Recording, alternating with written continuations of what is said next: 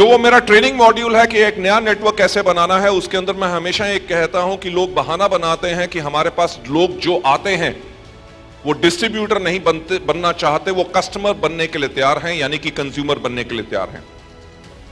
मैं हमेशा उसके अंदर एक चीज कहता हूं कि ये एक एक्सक्यूज है, क्योंकि वो लोग जो जिनके पास तैयारी नहीं है अपने आप को सफल करने के लिए, उनके लिए एक्सक्यूज होती है कि लोग हमारे से डिस्ट्रीब्यूटर नहीं बनते और डिस्ट्रीब्यूटर बन के काम नहीं करते, बल्कि वो कंज्यूमर बन के रहना चाहते हैं। मैं उसको कहता हूं कि किसी को एक अच्छा डिस्ट्रीब्यूटर और इंडिपेंडेंट डिस्ट्रीब्यूटर बनाना एक प्रोसेस है। जैसे हर एक चीज में, you talk about cooking food, you talk about anything, हर एक चीज में जैसे प्रोसेस होता है तो लोगों को लाने में भी प्रोसेस होता है।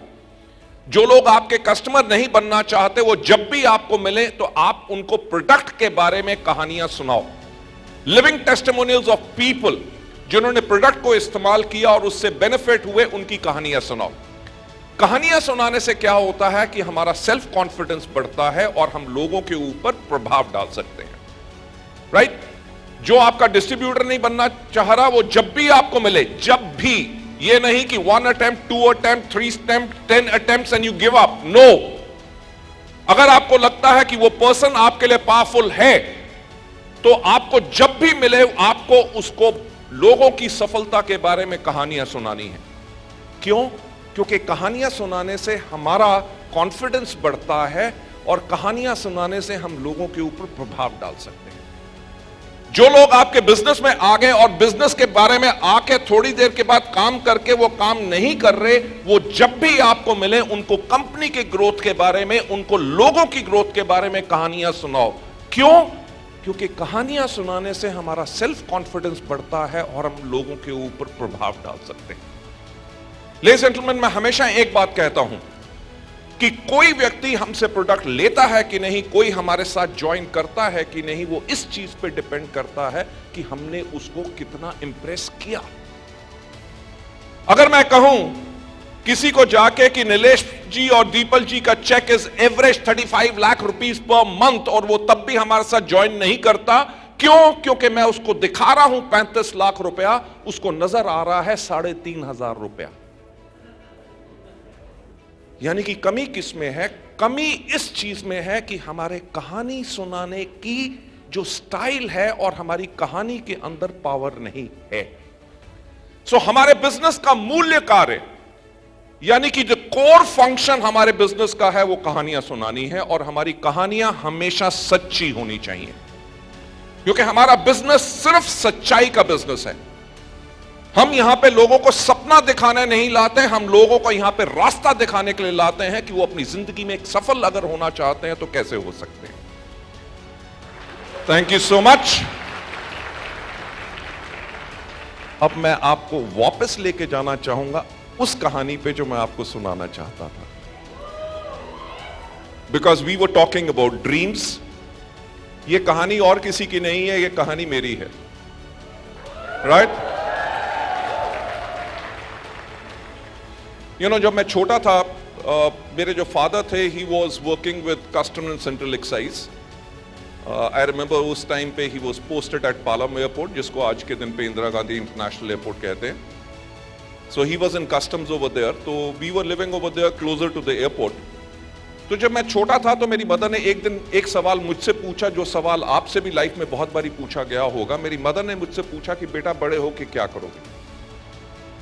You know, as a small kid, most probably मैं 5 या 6 साल का हूंगा, I had realized one thing कि जॉब के अंदर बेशक लाइफ कंफर्टेबल हो, बट वो एफ्लुएंस नहीं हो सकती जो बिजनेस में होती है। The point which I was trying to make कि एज अ लिटिल किड, एक छोटा बच्चा होने के करके भी मैंने एक चीज रियलाइज कर ली थी कि लाइफ को अगर कंफर्टेबली जीना है और बहुत अच्छे तरीके से जीना है तो बिजनेस करना बहुत जरूरी है। सो मेरी मदर ने जब मुझसे पूछा कि बेटा बड़े होके क्या करोगे, तो आई सेड बिजनेस। सो मेरी मदर ने मुझे समझाने की कोशिश की, राइट? आप में से कितने लोग हैं जो शादीशुदा हैं? फैंटास्टिक। और आप में से कितने लोग हैं जिनकी अभी शादी नहीं हुई? वैसे इट्स सरप्राइजिंग, कुछ लोग थे जो शादीशुदा में भी हाथ खड़ा कर रहे थे, वो भी कुंवारों में भी खड़ा कर रहे हैं. I really don't know what to make out of it now. Right? जो शादीशुदा हैं और उनके स्पाउस जो हैं अगर वेस्टीज में नहीं है एक्टिव, तो मैं कहूंगा उनसे डर के रहो. राइट? एंड जो अनमैरिड हैं वो अपने पेरेंट्स या अपने बॉयफ्रेंड या गर्लफ्रेंड से बच के रहो. You know why? बिकॉज जो लोग हमें सबसे ज्यादा प्यार करते हैं वो कभी नहीं चाहते कि हम सफल हों. It's a fact. It's a fact. अगर किसी का बेटा या बेटी बहुत मेहनत कर रहा है और सफल होना चाहता है, तो उसके मां बाप, ऑल दोस पीपल जो उससे प्यार करते हैं, वो उसको कहेंगे इतना काम क्यों करते हो? राइट? क्या करना है पैसा? Money is not everything in the world. अगर शादीशुदा हो तो आपकी बीवी कहेगी एक ही तो पति है. दो दो तीन तीन तो होते नहीं. अगर आपको कुछ हो गया तो मेरा क्या होगा? राइट? भगवान आपको सलामत रखे. जो भी लाओगे सूखा रूखा सब खा लेंगे. भगवान आपको लंबी उम्र दे. अपना ख्याल रखो. सिंपल पॉइंट यह है कि आपको वो रोकने की कोशिश करते हैं कि आप मेहनत ना करो और सफल ना हो. That is the underlying point.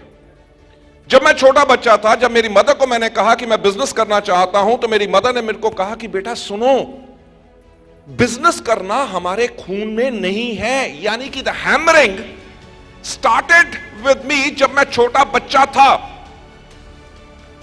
कि उन्होंने कहा कि हमारे खून में बिजनेस करना नहीं है. बिजनेस करना होता है मारवाड़ी या बिजनेस बनियाज या जो कम्युनिटीज जो बिजनेस करती हैं, उनके खून में बिजनेस होता है. तेरे दादा नौकरी करते थे, तेरे पापा नौकरी करते हैं, हमारे खानदान में सबने नौकरी की है, इसलिए बड़े होके तू भी क्या करना. अब छोटा बच्चा तो मम्मी से डरता है. मैं भी डर गया. मैं चुप कर गया. कुछ साल के बाद जब मेरे चाचा का बेटा कहता था कि मैं पायलट बनूंगा, मेरे फ्रेंड्स कहते थे मैं आर्मी में जाऊंगा. somebody used to say that I want to be a doctor, somebody said I want to be an engineer. और मैं चुप रहता था क्योंकि मेरा माइंड बन चुका था. तो मेरी मदर ने फिर मुझसे कहा कि बेटा बड़े होके क्या करोगे? बाकी सब कहते हैं और तुम कुछ नहीं कहते. तो मैंने उनको कहा मॉम, आपको कुछ साल पहले ही मैंने कहा था कि बड़े होके मैं बिजनेस करूंगा. Believe me. मेरी मां जो थी, she really got scared. उन्होंने कहा देख ऐसा है कि बेटा तेरी दो बड़ी बहनें हैं, उनकी शादी करनी है, उस पे खर्चा होगा, तेरी एजुकेशन पे खर्चा होगा, तेरे फादर रिटायर्ड होंगे, जो property provident fund and gratuity मिलेगी उससे हम एक घर बनाएंगे, जो पेंशन आएगी उसमें से हमारा गुजारा चलेगा. बिजनेस करने के लिए पैसे की जरूरत होती है जो हम तुम्हें दे नहीं सकेंगे, और तू इसलिए क्या करना. राइट? बात आई गई होगी. When I reach 10th standard, तो मेरी मदर ने फिर मेरे से एक बारी पूछा कि बेटा this is a very crucial year, कि आपने क्या सोचा है कि you want to do civil services, doctor, engineer, क्या लाइन लेना चाहते हो? मैंने कहा मैं बड़े होके मैं बिजनेस करूंगा. यू वोंट बिलीव, मेरी मां इतनी घबरा गई कि शी टुक माय जन्म कुंडली. आप जन्म कुंडली समझते हैं? मेरी जन्म कुंडली ले जाके उन्होंने इंडिया के बेस्ट से बेस्ट पंडितों और जोशियों को दिखाई. हर एक ने एक बात कही कि इसकी किस्मत में बिजनेस नहीं है.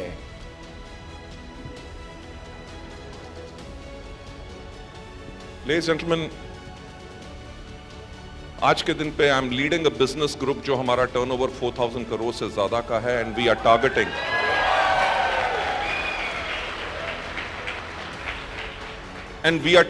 by 2025 we should be close to 23,000 crore rupee organization. जो बात मैं आपसे कहना चाहता हूं वो बात यह है कि ऊपर से जो आपकी किस्मत में नहीं लिखा वो आप यहां पे नीचे अपनी किस्मत खुद लिख सकते हो।